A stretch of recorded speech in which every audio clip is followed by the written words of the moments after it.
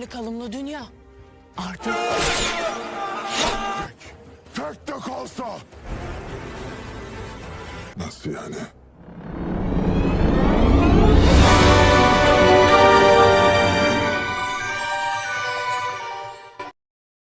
Kita kembali ke pertempuran setelah tembok Konstantinopel berhasil tertembus.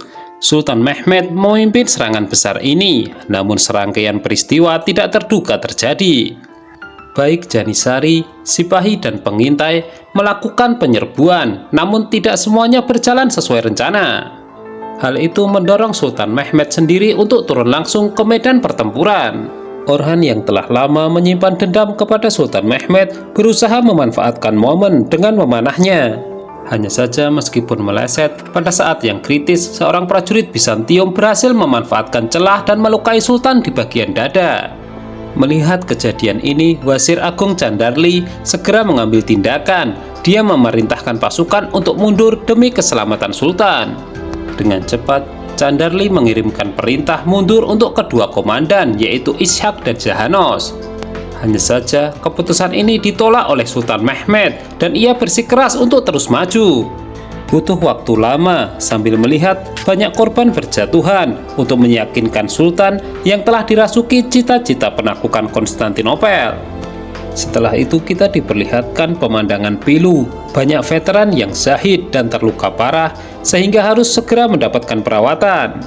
Sementara itu, Sultan Mehmed merasa tertekan dan mengurung diri di dalam tendanya. Sebaliknya, pihak Konstantinopel merayakan kemenangan mereka. Candarli menemui Ishak Pasha dan menyuruhnya untuk bersiap-siap mengemasi tenda dan kembali ke Edirne. Jelas Ishak bingung karena tidak ada perintah dari Sultan Mehmed. Candarli mengatakan seolah bahwa Sultan Mehmed telah menyerah. Aksem Sedin menceritakan kepada santrinya mengenai kekalahan Rasulullah pada Perang Uhud. Di situ ditanamkan pentingnya kesabaran sehingga bisa memenangkan pada Perang Badar. Dan pada saat yang sama seorang santri nyeletuk bahwa Sultan Mehmed mengurung diri di dalam kamar.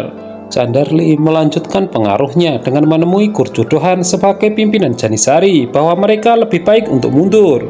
Alasannya agar kondisi tidak semakin memburuk.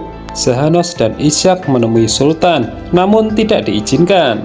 Isu mengenai tongkat komando yang diambil alih Candarli telah merebak. Itulah sebabnya Jahanos mempertanyakannya.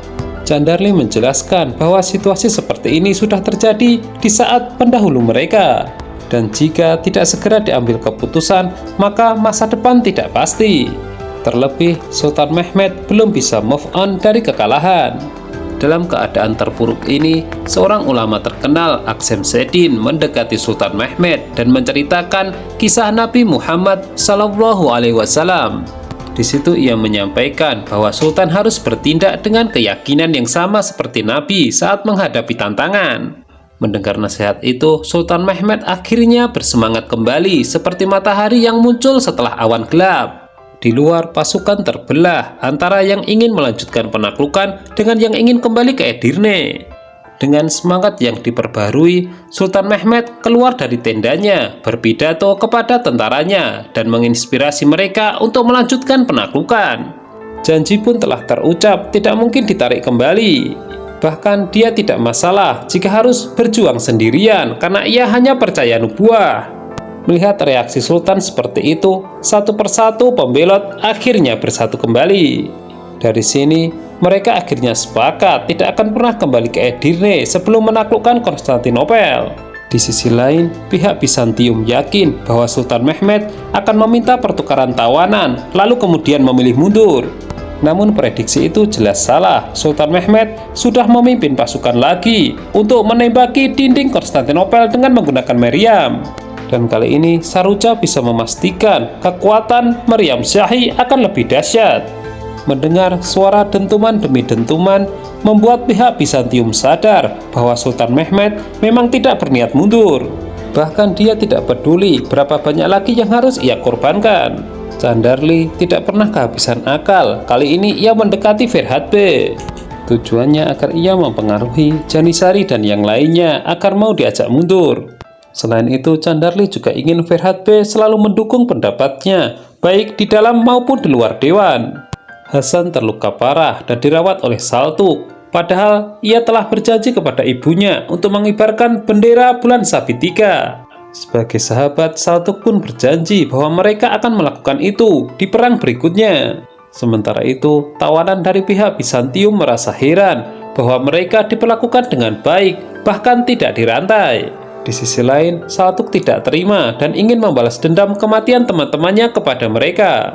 Melihat kejadian itu, Ali B turun tangan dan menasihati Saltuk bahwa mereka hanya patuh pada perintah Tuhan, bukan hawa nafsu. Di pihak lain, tawanan Turki justru dijadikan pekerja paksa. Kali ini, Candarli menghampiri Kalender agar ia mau membujuk Kurjodohan, mengajak Janisarinya mundur. Tentu saja Kalender menolak sebab keduanya telah berdamai. Lagi pula, kedatangannya ke medan pertempuran ini sudah ia niatkan untuk mati syahid. Sultan Mehmed menggambar bendera 3 bulan sabit. Dia sangat paham maknanya. Untuk itu, ia tidak mau menyerah sebelum penaklukan selesai. Kebetulan, Celebi berkunjung. Hal itu sangat dibutuhkan oleh Sultan Mehmed untuk memulihkan mentalnya. Namun Jahanos mengingatkan bahwa mereka harus membentuk dewan yang tujuannya untuk membahas pertukaran tawanan. Baik Bali B maupun Batal B sebenarnya tidak sepakat dengan pertukaran tawanan. Lagi pula kerugian yang mereka tanggung jauh lebih besar. Saat ini terdengar desas-desus bahwa Janisari terpecah. Sebagai agensi mereka kecewa Janisari dianggap tidak maksimal. Sulaiman B dibujuk Muntasir untuk memohon pengampunan dari Sultan Mehmed. Jasanya tentu tidak bisa diremehkan, telah membunuh banyak orang kafir. Pada rapat dewan, para pasya melaporkan kondisi mereka pasca perang. Tentunya yang menjadi fokus adalah manusia yang masih hidup, yaitu para tawanan. Ferhat B mengajukan dirinya untuk pergi ke Konstantinopel menukar tawanan. Dia mengaku memiliki pengalaman soal ini. Hal itu yang membuat Sultan Mehmed tidak bisa menolak. Beberapa tawanan Bizantium merencanakan untuk melarikan diri, karena menurut mereka, pertukaran tawanan bukanlah solusi terhindar dari amukan Salvador. Masih di rapat dewan, Candarli kembali mengusulkan agar mereka mundur sementara. Di situ, Ferhat B juga membenarkan, mengingat kerugian besar yang mereka derita. Ditambah lagi kemelut yang terjadi di Janisari. Namun Kurjodohan menjawab dengan tegas, berapapun jumlah mereka itu tidak akan mempengaruhi kesetiaan. Bagi mereka, tugas utama adalah mematuhi perintah Sultan, apapun itu, apalagi untuk penaklukan. Sementara itu, Bahar Hatun memerintahkan Gulsa Hatun dan putranya untuk tinggal di Bursa. Hal itu memicu pertengkaran. Marah Hatun pun memperingatkan Bahar Hatun agar ia tidak terlalu berambisi. Namun Bahar Hatun mengatakan bahwa putranya berhak menduduki tahta karena dia Sehzadi tertua. Konflik ini sendiri telah dilaporkan Marah Hatun kepada Sultan Mehmed. Sebab itulah Ali B disalahkan karena dianggap gagal mendidik Bayazid. Saat ini seolah mengingatkan di masa lalu, di saat dia masih hidup, tahta telah diperebutkan. Puncaknya Ali B diminta kembali ke Edirne untuk mendidik Bayazid. Dan perintah itu sendiri membuat Ali B trauma karena telah membunuh Ahmad. Candarli dan Ferhat B mengevaluasi rencana mereka. Meskipun pada kenyataannya, Sultan masih percaya dengan mengutus Ferhat B ke Konstantinopel. Di sisi lain, Sulaiman ingin menemui Sultan namun dihadang oleh Batal B. Setelah itu terjadilah gesekan ketika Batal B mengungkit kesalahan Sulaiman di masa lalu. Ketika hampir terjadi bentrokan antara Janisari dengan agensi, Sultan Mehmed muncul. Murkanya tidak bisa terbendung lagi, sebab kesalahan seperti ini sudah sering terjadi dan sudah sering ia ingatkan. Di sisi lain, salah satu tawanan Bizantium bisa luluh oleh ucapan Aksemseddin. Hatinya serasa hampa sehingga ia tertarik untuk mempelajari kehidupan orang-orang yang damai hidupnya. Dari situ Aksemseddin menanamkan pentingnya iman. Sementara itu tenda Sultan serasa terbakar ketika mengumpulkan Kurjodohan dengan Batal B. Ferhat B ikut mengompori dan mengungkit kesalahan Janisari. Alhasil Sultan Mehmed mengambil langkah tegas dengan menghukum Janisari untuk diasingkan ke dekat perbatasan Karagea. Ali B terpaksa menyerahkan tongkat kepemimpinan kepada putranya karena harus pergi ke Edirne. Ia pun hanya berpesan untuk selalu mendukung perjuangan Sultan Mehmed. Puncaknya, mereka diharapkan kembali dengan selamat setelah penaklukan Konstantinopel. Kurjudohan tidak khawatir dengan hukuman yang diberikan Sultan Mehmed kepada Janisari. Namun yang ia khawatirkan, mereka selalu terlibat konflik. Ferhat Bey diperkenalkan notaras kepada Kaisar Konstantinos sebagai utusan Sultan Mehmed dalam pertukaran tawanan. Namun kedok kemudian dibongkar ketika Kaisar memanggil Ferhat Bey dengan nama Leo. Di tengah kebingungan notaras, Kaisar menjelaskan siapa Leo sebenarnya. Sementara itu, Bali Bey mendatangi Kurjudohan dan memperingatkan untuk tidak berkonflik dengan pihaknya. Hal itu membuat Kurjudohan sangat jengah karena sudah berkali-kali pihaknya difitnah seperti ini. Leo sangat senang dijamu dengan minuman wine yang sudah lama ia tidak cicipi. Misi kedatangannya ternyata bukan untuk pertukaran tawanan, melainkan menyampaikan berita penting, di mana pihak Turki terjadi dualitas yang mengakibatkan hukuman untuk Janisari. Ini merupakan momen yang pas untuk mengurangi kekuatan Sultan Mehmed. Sementara itu, para tawanan Bizantium telah dipersiapkan. Bali Bey diminta untuk mengawalnya. Namun dari intaian teropong, hanya terlihat Ferhat Bey keluar dari gerbang. Jelas ini menimbulkan tanda tanya bagaimana dengan nasib para tawanan Turki. Belakangan baru diketahui bahwa para tawanan Turki itu ternyata disandra oleh Salvador, lalu semua dihabisi satu persatu. Bahkan rencananya mayat-mayat mereka akan digantung sebagai hadiah untuk Sultan Mehmed. Bebarengan dengan itu, Ferhat Bey melapor kepada Sultan bahwa pihak Bizantium menolak pertukaran tawanan. Hal itu membuat Sultan Mehmed semakin geram. Jadi rencananya ia juga akan memperlakukan yang sama kepada para tawanan Bizantium. Mengetahui hal itu, Ferhat Bey ikut ketar-ketir. Berikutnya, Salvador melanjutkan rencananya untuk menghabisi para Janisari yang merapat di Kaligaria. Menurut mereka, satu pukulan telak ini akan memaksa Sultan Mehmed mundur.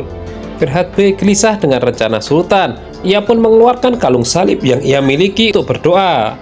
Di waktu yang sama, Ishak Pasha datang dengan marah-marah karena ingin menangkapnya. Ferhat Bey masih bingung dengan alasannya, namun itu perintah Sultan. Ia justru mengancam akan melaporkan ini kepada Sultan bahwa ini sebuah kesalahpahaman. Mendengar itu, Ishak Pasha semakin marah dan menyeretnya seperti anjing. Sebab bagaimanapun juga orang kafir tidak layak memandang wajah Sultan. Ferhat Bey menyangkal bahwa ia tidak pernah berbuat kesalahan. Akan tetapi, Sultan Mehmed menyuruh Jahanos membacakan surat yang berasal dari Fatma Hatun. Kilas balik menunjukkan Genedius diminta Platon untuk membaptis Ferhat Bey. Dari situlah ia kemudian bercerita kepada Fatma Hatun mengenai seseorang yang bernama Leo. Itu artinya terbongkar sudah kedok Ferhat Bey sebagai orang kafir. Setelah itu ia pun mengakui kejahatannya ketika membunuh Mustafa dan membocorkan informasi dari Sultan. Namun bukannya menyesal, Leo justru bangga bisa menjadi bagian yang pernah menghancurkan Sultan. Setelah itu bisa kita tebak, Sultan marah dan menyeret Leo keluar. Dia dijadikan contoh untuk kesekian kalinya bahwa tiada ampun bagi pengkhianat. Bagi yang ingin mengikuti jejak ini, Sultan Mehmed mempersilahkan. Namun mereka sudah tahu apa akibatnya. Salvador telah mengepung para prajurit Janisari yang baru saja mendirikan tenda. Dan tanpa basa-basi, mereka pun bersiap menyerang. Namun yang terjadi di luar dugaan mereka sendiri. Kurjudohan dan Batal Bey muncul secara bersamaan untuk menyempurnakan jebakan ini. Setelah mendengar pengakuan pengkhianatan dari Ferhat Bey, Sultan Mehmed telah mengambil langkah antisipasi. Hal itu pula yang kemudian meredakan ketegangan antara Akinci dengan Janisari. Dan untuk menentukan nasib Salvador, Sulaiman Pasha diminta maju karena mereka memiliki dendam pribadi. Jika kita ingat bahwa dialah yang telah membutakan salah satu mata Sulaiman, dan dengan senjata yang sama dendam itu akhirnya terbalaskan. Saatnya penghakiman kepada Ferhat Bey atau Leo. Kepalanya dihantam dengan gada oleh Sultan Mehmed. Setelah itu Sultan berpidato, tidak masalah bahwa kafir melihat mereka, karena pada kenyataannya Islam yang akan menang, mereka akan jaya, penaklukan akan sukses.